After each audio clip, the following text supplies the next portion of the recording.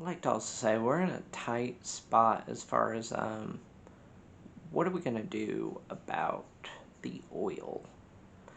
Right now, Russia cutting us off, and OPEC and everything, and Biden's just going to drill in the Alaska.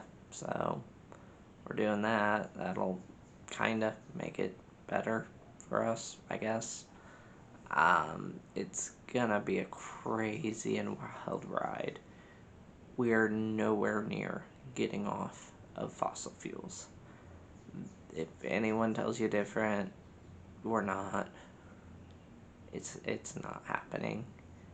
Maybe depending on your definition of near, if you're thinking like 3 to 5 years, doubt that. 10 years, maybe 7 to 10. Probably more like 15 to 20 though. As disappointing as that might sound for people, but we're just not there yet. The infrastructure's not there. There's a lot of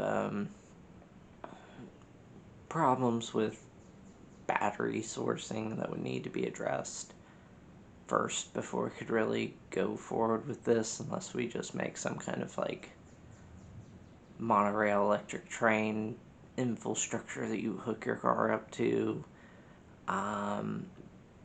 But we're not going to do that. That's dumb. It's like Solar Road Race.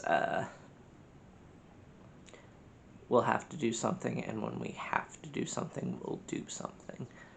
Right now, it's going to be the slow drip of electric vehicles just coming into the marketplace slowly. It's picking up pace, but until you can get a decent used electric vehicle and it trickles down to people of lower economic status, we're not gonna. The road's still gonna be combustion engines for a while. The other thing is just the batteries, and the fact that the batteries are gonna need to be replaced. If you don't follow a lot of like how lithium iron phosphate batteries work and just stuff like that, Life Pro, every time they discharge and recharge, they have a little less capacity each time. And that is an issue when those are very, very expensive. They're cool. I love them. I got a little, like, jackery and stuff.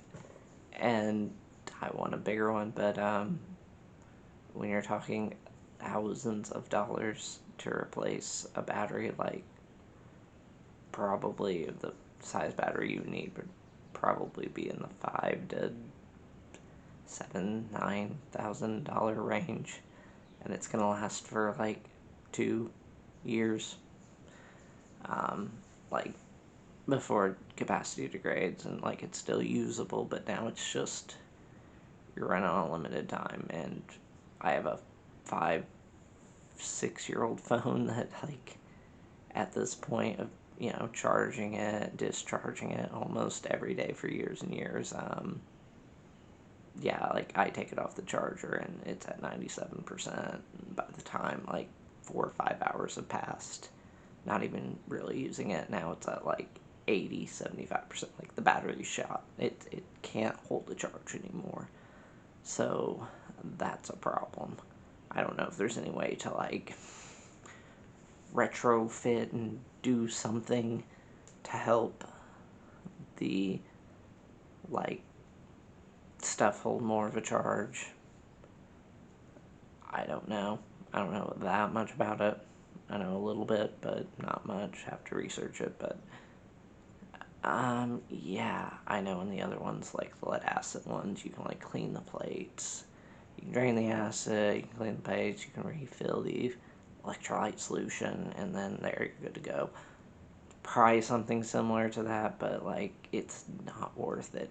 It as far as in a lead acid battery and stuff like that, it's just it's cheaper. You're messing with lead and like So, I don't know, hopefully one day we'll find something to make those cheaper and more reusable and help everything, but until we get it to the used car thing and the batteries last even longer and are cheaper to replace, we're still going to need gasoline for years.